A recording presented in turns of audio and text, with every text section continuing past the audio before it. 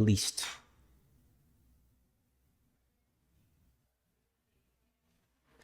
Okay, let's do another one. Now this one, you're going to see a few differences that make it a little bit more complicated. One, you're buying one option, but you're selling the other. So pay attention. You have one long, one short, but you're also buying the underlying stock. So you're not just buying and selling options. So you're not just buying or selling options, you're actually buying the stock itself. So I want to show you how to deal with that. And we're looking for profit. So there's quite a bit going on here. So we're going to set up a similar table. And on the left, we'll put, so buy. So we have a long call. Sell, meaning you have a short put. So you're in the long position of one. You're the holder of the call option, but you're in the short position of the put option. You're the issuer of the put option. But you also bought the stock. So I'm going to put here stock. I'll put premiums.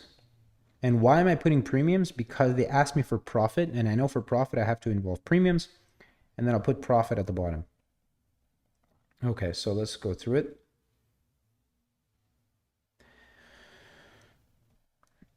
Zero. Always start at zero. Whatever strike prices you have. So I have 29. You could put the 32. It doesn't really make a difference for that one. But it's important that you put your strike prices and then one more price after, let's say 100. And then we go through the same exercise as before. So we have a call option. What did I say about call options? Call options are 0, 0, 0, 0 until you get to your strike price, and then they go into the money. So look, our strike price is 42. So 0, 0, 0, 0. And then here we're in the money. So you do 100 minus the strike price. And because you're long, you put a plus.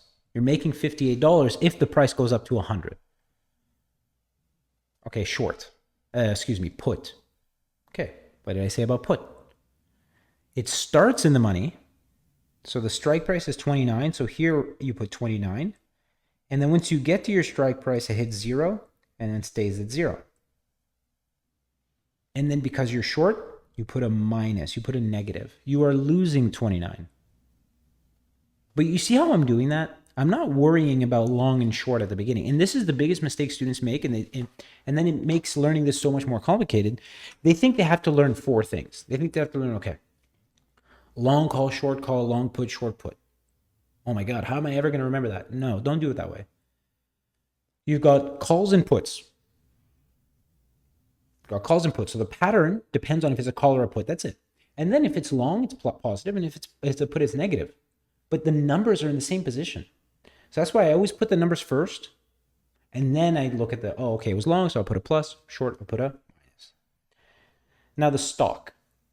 The stock is interesting because you don't really have to, there's no strike price and all that.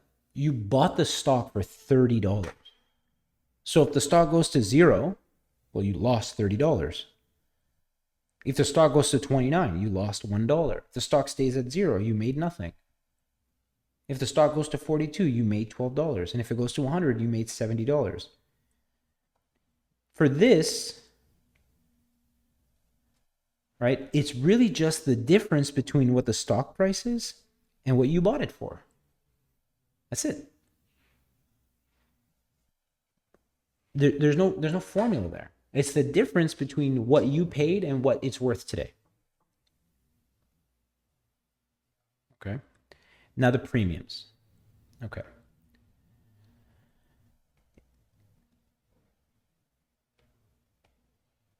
So the premiums are missing, I'm noticing here. So we're going to add them in. Okay. Let's say that this has a premium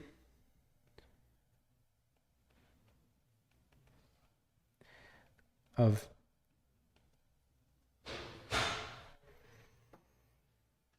$2, and the other one has a premium of $3. That would be given to you, okay? It's just missing. So because, remember what I said, for the buyer, they pay the premiums. So this premium, the $2 premium, because you're in the buyer, is actually negative. They would pay $2, but because they're sellers of the put option, they are collecting the premiums. So this $3 would actually be a positive. So if you put it together, the net premiums here would equal $1. And that's what you need to put into your table. That the premiums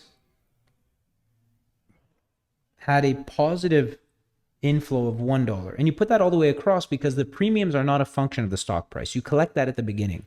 So regardless of if the price goes to 0 or to 100, you started off by making $1. And now you put it all together. These are all the things that affect your profit. So look, if the stock goes to 0, you'll lose $29 on the put. You'll lose $30 on the stock. So you'll be down $59, but then you'll make $1 on the premiums. So your total loss there, or your total profit, would be negative 58. If the stock goes down to 29, you'll just break even. Because you'll lose $1 on the stock, you make $1 on the premium, you broke even. If the stock price stays at $30, you'll make $1. If the stock price goes to 42, you'll make $13. If the stock price goes to 100, you'll make 58 from the call, 70 from the stock itself, and $1 from the options. 58 plus 71 is 129. So now we can take that information, and really the purpose of the table was purely to get the numbers to draw our graph. So S for the x-axis, profit for the y-axis, and actually, hold on, I'm going to move this a little bit up because I have negatives and positives here. So we know that if the stock price were to go to 0, the profit would be negative 58. So I'm going to put here negative 58 at 0. Then if the stock were to go to 29, we'll put 29 here, you would break even. So right there, you broke even. You made exactly nothing, so I'm going to put a dot right on the axis. If the stock price goes to 30,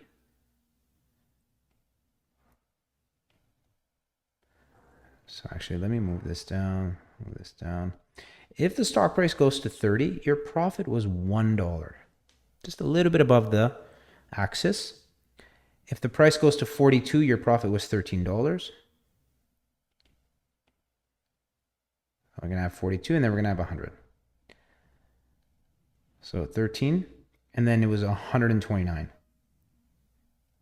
We're going to connect all these dots, and then we'll show all the info.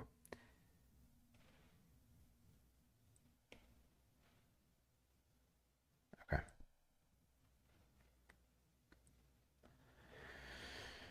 So what I suggest you do if you have a bunch of points is you need to show all your points. Look, I'm going to show what each one of these things is to make sure that the person grading my exam knows I know what I'm doing. So at $30, the profit was $1. At $42, the profit was $13. At $100, the profit was $129. And at 0, the profit was negative 58. This is your profit diagram. Now the angles are all busted because I did not at all respect any particular kind of proportion or scale, and that's fine. I'm not super concerned about that. It's not a geometry class. But you see it. You see clearly what's going on. What is this person betting on? They are betting that the stock price will go up. As long as the price exceeds $29, they will make money. So if I asked you that question, what is this person hoping for? They are betting on, or they are hoping for, betting that the stock price will exceed $29. And that $29 is their break-even point.